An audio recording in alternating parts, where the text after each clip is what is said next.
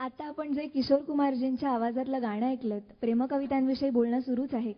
तर रवींद्रनाथांची प्रेमगीतं तर अनेक उत्तमोत्तम होतीच, पण त्यांची लेखणी इतकी समर्थ की तितक्याच ताकदीची अतिशय उत्तम अशी भक्तिगीतंही त्यांनी लिहिली. त्या संदर्भात एक गमतीशीर किस्सा असा घडला.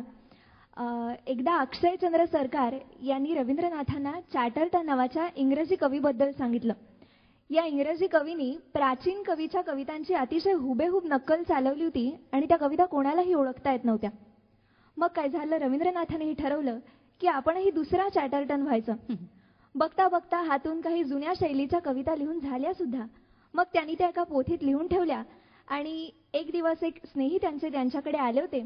त्यावेळेला त्यांनी ती पोथी त्यांना काढून दाखवली आणि त्यांना असं म्हटलं की ब्राह्म समाजाच्या लायब्ररीत एका दुसऱ्या पुस्तकाचा शोध घेताना ही पोथी सापडली आहे आणि भानुसिंह नावाच्या कोणा कवीच्या कविता दिसतायत, पहा बरं कशा वाटतायत. त्या स्नेहांनीही ती पोथी चाळली, त्याचा थोडा अभ्यास केला आणि मग त्यांनी असा निष्कर्ष काढला की खरोखरी भानुसिंह नावाच्या कवीने या कविता लिहिलेल्या असल्या पाहिजेत. त्या कविता अनेक जणांकडे नंतर गेल्या. गमतीचा भाग म्हणजे त्या प्रसिद्धही झाल्या. त्यावेळेला निशिकांत चॅटर्जी जर्मनीमध्ये होते. निशिकांत चॅटर्जी म्हणजे प्राचीन साहित्याचे अतिशय गाढे असे अभ्यासक, विद्वान. त्यांच्यापर्यंत ती पोथी पोचली. त्यांनी तिचा अभ्यास केला आणि निष्कर्षावर शिक्कामोर्तब केलं की या कविता भानुसिंहाच्या आहेत आणि हा भानुसिंह इसवी सनाच्या 15व्या शतकात होऊन गेलेला आहे. इतका सगळा प्रकार घडल्यानंतर मग मात्र एक दिवस रवींद्रनाथांनी स्पष्ट केलं की या कविता भानुसिंहाच्या नाहीत, दुसऱ्या तिसऱ्या कोणत्याही प्राचीन कवीच्या नाहीत, त्या कविता माझ्याच आहेत. असे रवींद्रनाथ इतकं सुंदर सुंदर काव्य लिहिलं, पण साधी खाली एक सही सुद्धा ठोकली नाही. कारण कविता हे त्यांचे श्वास होते आणि श्वासाखाली कधी कोणी सही करतं का? कवितेवरती त्यांचं जीवापाड प्रेम होतं, पण आपली कविता म्हणजे विश्वाची उलथापालथ करून टाकणारी कविता आहे. आपण अशा पद्धतीचे नवकवी आहोत असा गैरसमज त्यांनी कधीच बाळगलेला नव्हता. आत्र्यांनी नवकवींवरती फार सुंदर मार्मिक एक टोला हाणलाय. आत्रे असं म्हणतात, कुठे लिहिल्या कवितान 5-7 एकदाच्या छापिल्या मासिकात. कुठे लिहिल्या कवितान 5-7 एकदाच्या छापिल्या मासिकात. तोच बोले शाहीर जाहलो मी, महाराष्ट्र हलवीन रोमरोमी. पण असा गैरसमज रवींद्रांच्या मनामध्ये जराही नव्हता. पण खरं सांगायचं तर रवींद्रांनी लिहिलेल्या कवितेमुळे नवविचारांचे वारे आता वाहायला लागले होते. लोक अंतर्मुख व्हायला लागली होती.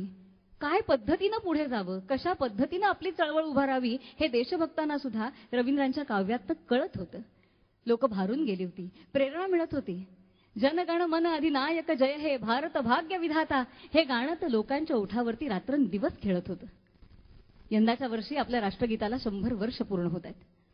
पण आजही रवींद्रांवरती काही जण असा आरोप करतात की हे गाणं रवींद्रांनी पंचम जॉर्जच्या स्वागतासाठी लिहिलं. रवींद्रनाथांवरचा हा आरोप म्हणजे खरोखरच रवींद्रांसाठी अतिशय दुःखदायक अशी गोष्ट होती. डिसेंबर 1911, 26, 27, 28 या तारखांना राष्ट्रीय सभेचं अधिवेशन भरलं होतं. म्हणजे काँग्रेसचं अधिवेशन कलकत्त्याला होतं हे. आणि तेव्हा याच सुमाराला बंगालच्या बादशाने इंग्लंडच्या बादशाने बंगालची फाळणी रद्द केली होती. आणि या पंचम जॉर्जच्या स्वागतासाठी राजप्रशस्तीपर एक गीत लिहून हवं होतं.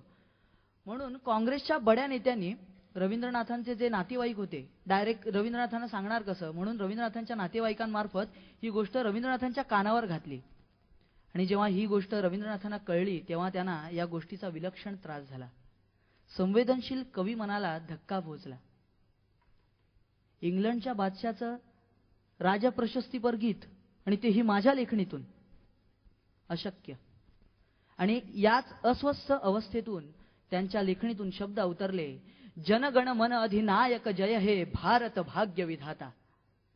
आणि रवींद्रनाथांनी मुद्दाम या अधिवेशनात 27 डिसेंबर 1911 हे गीत सादर केलं. नुसतं सादर केलं असं नाही, तर तेव्हा ते म्हणाले सुद्धा की हे गाणं तुमच्या राजाच्या स्वागतासाठी नाही, तर माझ्या देशाच्या गौरवासाठी मी लिहिलंय. इतकं उत्स्फूर्तपणे आणि मनापासून आलेलं हे गीत जर भारताचं राष्ट्रगीत ठरलं नसतं ना तरच नवल. आणि त्यांच्या शब्दांची, त्यांच्या लेखणीची ताकद इतकी अचाट होती की फक्त आपल्याच देशाचं राष्ट्रगीत नव्हे तर अशा आणखीन 3 देशांची राष्ट्रगीतं त्यांच्या नावावर आहेत. 1971 साली ज्यावेळेला बांगलादेश स्वतंत्र झाला त्यावेळेला बांगलादेशनं आमार तोमाबर बोंगला आम्ही तोमाय भालुबासी हे रवींद्रनाथांचं गीत त्यांचं राष्ट्रगीत म्हणून स्वीकारलं. श्रीलंकेचं राष्ट्रगीतही रवींद्रनाथांच्याच कवितेचा अनुवाद आहे. रवींद्रनाथांचा एक विद्यार्थी होता, आनंद समरकुंद त्याचं नाव. त्याच्या विनंतीवरून रवींद्रनाथांनी श्रीलंकेचं राष्ट्रगीत लिहिलं 1938 साली, नम नम श्रीलंका माता.